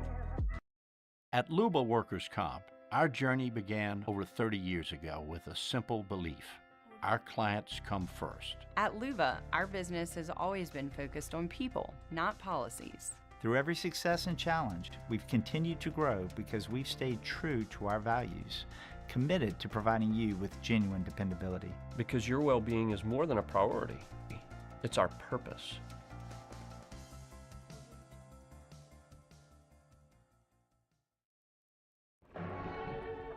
These are the luckiest ice cubes in the world. They could have been a thankless bed for an all-you-can-eat salad bar. But instead, they've been called upon to cradle and cool a crisp, refreshing Dos Equis. Looks like the lucky just got luckier. Dos Equis. At Sunshine, we know what you see when you look at your land. Where others may see dirt, you see the foundation you've built your life on. It's hallowed ground. It's past, present, and future. We're proud to provide quality John Deere equipment to help you maintain the land you love. Check out our current promotions and learn more about what it means to be powered by sunshine at sunequip.com. At Ochsner, we know healing is a team sport. That's why we've partnered with world-renowned orthopedic surgeon Dr. James Andrews to create the Ochsner Andrews Orthopedics and Sports Medicine Institute. Whether you're a professional athlete or a weekend warrior, our team of specialists are dedicated to getting you back in the game. So whatever your reasons are for reaching your personal best, we've only got one: you. Ochsner Andrews Institute. Long live you. Family owned and community driven. Service Chevrolet Cadillac, a legacy you can trust since 1972.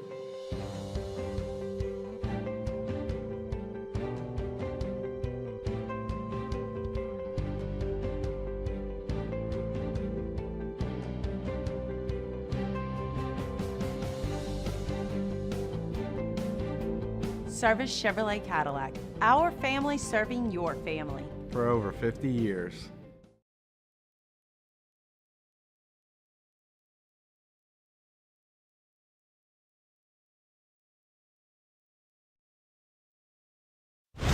You're listening to The Hunt Palmer Show on 104.5 ESPN, Baton Rouge.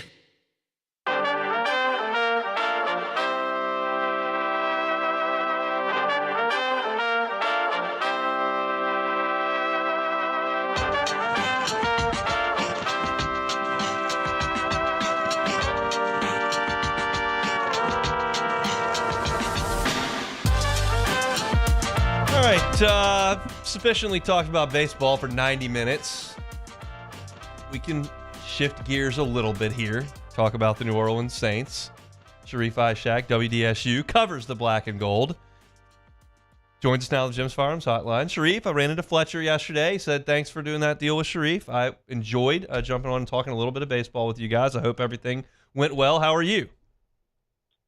Forget Tony Vitello when you have Casey Evans. You enjoyed that? How'd you enjoy the first two innings when LSU was down 5-1? It's funny that you say that because Terry Joseph, the Saints defensive pass game coordinator, was like, between you and my wife, man, he's like, I don't know who was going to lose their mind more. I was watching your tweets, and my wife was going crazy in the house during the game. I was like, I don't know, man. I was on my edge. I really thought LSU was going to lose when that last time down 5-1. I really thought they were going to lose. That's what I told them. It did not look good, but that's just further evidence that this state's just eating up with baseball this time of year, and it's a cool deal. Speaking of Terry Joseph and defensive pass game coordinator, I want to talk about the Saints secondary because for so long, Dennis Allen has kind of been in charge there, and I believe he did a great job identifying talent, taking him in the draft, whether it was early like Lattimore or guys that they found a little bit later like Paulson Adebo, and developing him into NFL corners. And I thought the secondary played very, very well under Dennis Allen's reign as the Saints head coach. He's gone. A lot of the guys that you counted on over the years are gone. How do you feel right now about the Saints secondary? It's young. It's certainly very young for the most part. I mean, the corners are young with Alante and Kool-Aid, Quincy Riley, waiting for him to get healthy so he can get back on the field. From there, that's it. When you talk about cornerbacks, I mean, they're going to need another veteran cornerback, whether if it's Asante Samuel or someone out there. But I like that they're young and talented, but I still think that they need to add that veteran presence at some point when it comes to cornerback. Safeties, I'm good. I mean, you got Justin Reed, you got Tyrann Matthews.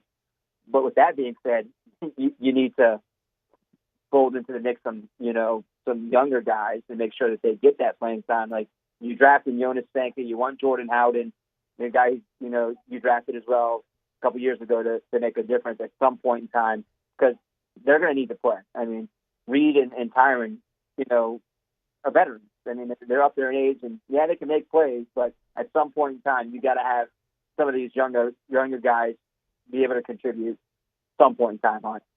Yeah, let's talk about that and how all those pieces work together. You talk about Quincy Riley, like we're not seeing him right now, but where do you think he fits in on this team? Is he a special teamer? Does he have to play? Is he a nickel? Like what's his role? No, I truly think he can play. Yeah, man. I mean, I think you could play him a little bit in the slot and outside. He was successful in his time in Middle Tennessee State as well as Louisville. A lot of pass breakups. I think close to 50 pass breakups in his career. I mean, close to 15 interceptions. Yeah, I mean, I think he's going to play. I mean, they don't draft. They want their guys, yes, to play special teams, but I think when you bring in guys like a cornerback, I think they want them to play. They don't want them just to be a special teamer. So he can play. He says he can play inside or outside. So that's a good sign. You want to make sure that you can get him on the field and he's productive and he can play kind of like up to the level that he did at Louisville, where he was, pretty solid, with the pass breakups and interceptions. So I don't just see him as a special teamer. I see him as a guy who's going to have to play in this secondary. I mean, they didn't draft him just to be a special teamer. This team needs those young core pieces down the road eventually. So no better time than now whenever he gets healthy to make sure he's out there on the field. When they drafted Kool-Aid, it was a crowded secondary. It's really not now. How different is his role today than it was when they took him 13 months ago? Yeah, you could see he's a little bit more confident now.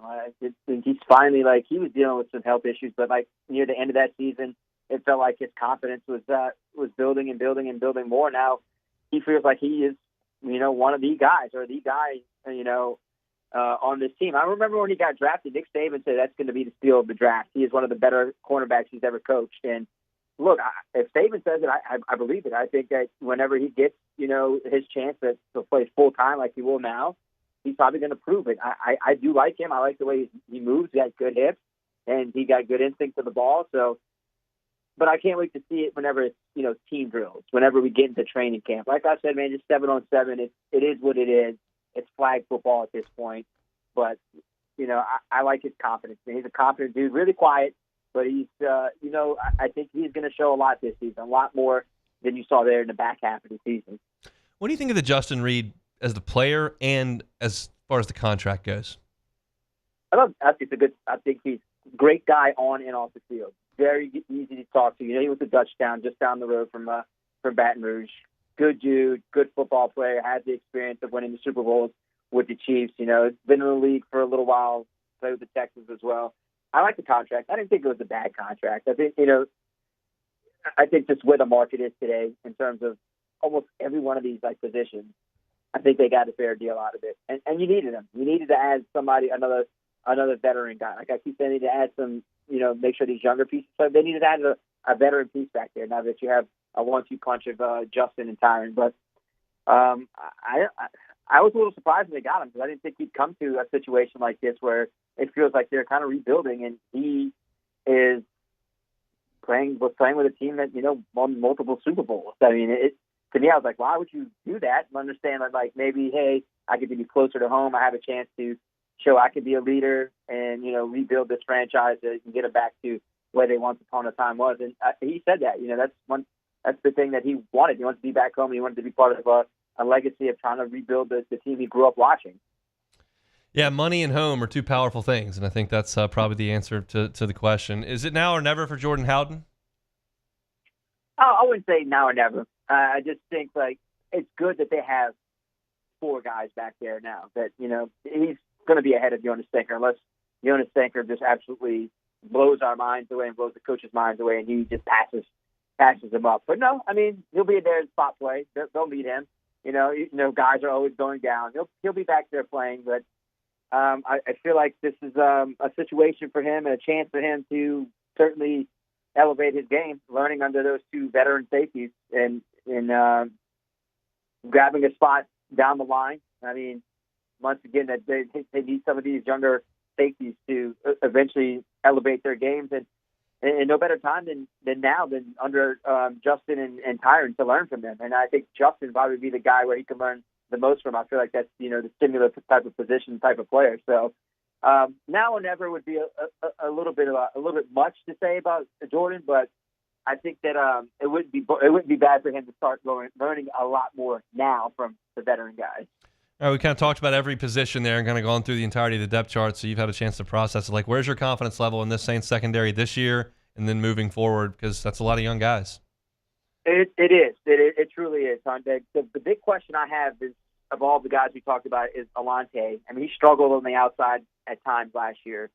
And I think he knows that he has a bit of growing up and like on the field to do. I mean, I think that like he feels like now, look, Marshawn's gone. I am going to be the leader. I think that he has the dog in him to be that guy, that outside corner.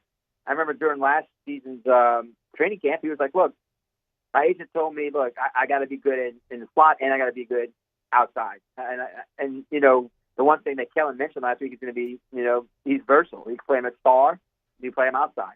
You need to play him all over in that secondary. But to me, I think he has to show his biggest strides and his improvement on the outside, because he had a lot of penalties at times last season playing on the outside, and he got burned a lot. So this is going to be a good place for him to start, becoming a better player. And if he wants to get paid, it's going to have to be being the best outside cornerback on this team. And look, I think they got the coaches, and Staley will do a good job with him. They got that the secondary with those good coaches, including Terry Joseph, in order to help them out. So I think this is going to have to be a very important offseason for him in start of the season in terms of wanting to be that big paid player. Being a good outside cornerback is where it starts for him. Quarterback's the toughest position to play. I would put cornerback right there behind it. That's just a brutal position to try to play with those guys and as athletic as they are in the National Football League. Any chance we can get you covering the Super at the box this weekend? Look, man, 2 years ago I said, look, one more chance. Give me one more chance to cover the LSU Tigers win a national championship. Cover my first one I covered in 2009. They won, and I think I said if 23 is my last one, I'm going out as a winner covering baseball. So you don't need me there. All you right. guys are better with.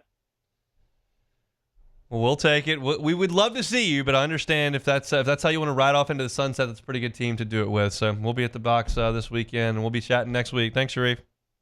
Anytime. Remember, June 8th is the anniversary of me and Alex Bregman from 2013. Okay, we'll be sure to celebrate with the dump button on hand. So appreciate that. Appreciate that heads up. That's Sharif Ishak, WDSU. Had a bit of a live hot mic situation with Alex Bregman in 2013. We're going to bleeping Omaha. There just wasn't a bleep there. It was just on live television. Just Sharif's eyes fell out of his head when Bregman said that. It happens. You got live TV. Sometimes you get a hot mic situation, and Sharif did with Bregman when they were doing the regional romp back on 2013 after they beat Oklahoma to go to Omaha. So we got one segment left to go. Let's do it next. The Hunt Palmer Show. Genesis of Baton Rouge, genesisofbatonrouge.com is that website. 10-year, 100,000-mile warranty. That's as good as you're going to find in the industry. How about 3 years of valet complimentary maintenance? 3 years.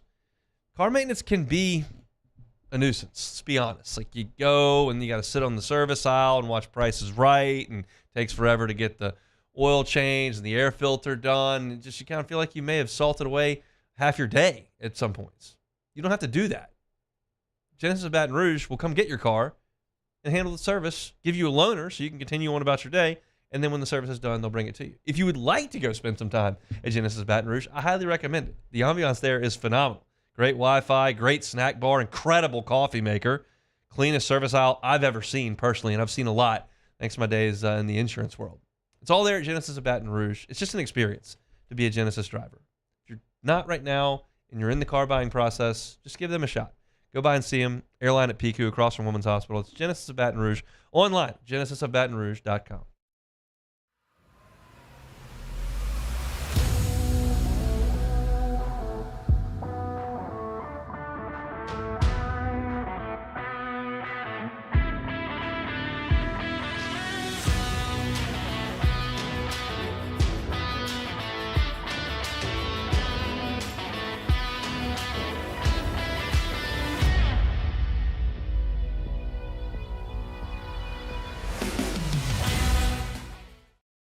ED, low T, or simply seeking to optimize your health and performance? Goodwood Men's Sexual Wellness offers a range of discreet services to address your specific needs. We empower men to reclaim their health and confidence. Visit yourgoodwood.com. Gulf Coast Office Products is a nationally recognized Savin office equipment dealer based right here in Louisiana. Over 100 employees strong, Gulf Coast has the boots on the ground to support all vertical markets, from education, engineering, legal, and finance. With the latest in office technology, from desktop to production segment units, Gulf Coast and Savin have the perfect fit for you. Call 225-756-2644. That's 756-2644 for Gulf Coast Office Products. At Luba Workers' Comp, our journey began over 30 years ago with a simple belief: our clients come first. At Luba, our business has always been focused on people, not policies. Through every success and challenge, we've continued to grow because we've stayed true to our values, committed to providing you with genuine dependability. Because your well-being is more than a priority. It's our purpose.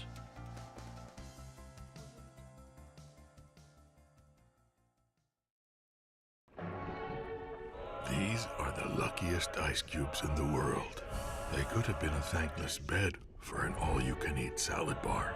But instead, they've been called upon to cradle and cool a crisp, refreshing Dos Equis. Looks like the lucky just got luckier. Dos Equis. At Sunshine, we know what you see when you look at your land. Where others may see dirt, you see the foundation you've built your life on. This, it's hallowed ground. It's past, present, and future. We're proud to provide quality John Deere equipment to help you maintain the land you love. Check out our current promotions and learn more about what it means to be powered by sunshine at sunequip.com.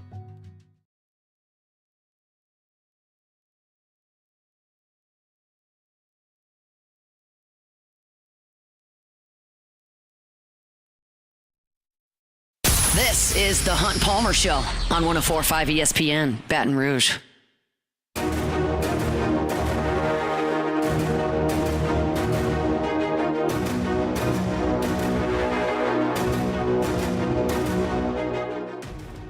Our Rad Dad contest is back and bigger than ever. Roaming Shot Outdoors and Citizens Bank and Trust bring you Dad's favorite gifts ever. A green egg thanks to Goodwood Hardware, a steak pack from Chris's Specialty Foods, manly soap from Hawk Soap, and a hunting class for 2 from Roaming Shot Outdoors. Upload pictures at 1045ESPN.com now through June 8th. Then get your friends and family to vote June 9th through the 12th. Happy Father's Day to all those rad dads out there. Saw this tweet at 12:10 a.m. as I was still in the Alec Fox press box. Little Rock Trojan Baseball at Little Rock BSB. Can't go unsaid. The Baton Rouge community embraced us and were the most gracious of hosts. Thank you, LSU Baseball and staff, for a terrific atmosphere and experience our boys will never forget. I do believe that. Is like, look, I want LSU to win baseball games badly. And last night I wanted nothing more than for LSU to win that game. For 2 reasons. One, because I want LSU to win all the baseball games they play, and I want LSU to go win a national championship in baseball this year. And 2, because this show is more fun when LSU is still playing in June, and is a lot less fun right when they're done playing. So today's show could have been a postmortem on the season, and then you got to start like going into other stuff tomorrow. Now we can start talking about Super Regional. So I was all in on that and for LSU to win. But at the same time, you're watching those guys play, and you realize as you're even watching it, that they're going to be talking about this in Little Rock for years. Years. They came into the box, punked LSU on Sunday, and had LSU on the ropes early on Monday, and then had a chance in the late innings to deliver a death blow to the season and to move on to Super Regionals. They didn't get it done, but they'll remember that one for a long time up there in Little Rock. So nice tweet there from the official baseball account, and I'm sure they are on the way back to Little Rock right now. Tigers on the way to Super Regionals. All right, back. Let's play some Take It or Leave It. Take it or leave it. Take it or leave it. Presented to you by Flight by Yingling, the next generation of light beer, crafted by America's oldest brewery. Today's hottest stories in sports, news, and sometimes even Hunt's life. The question is, will he take them or leave them?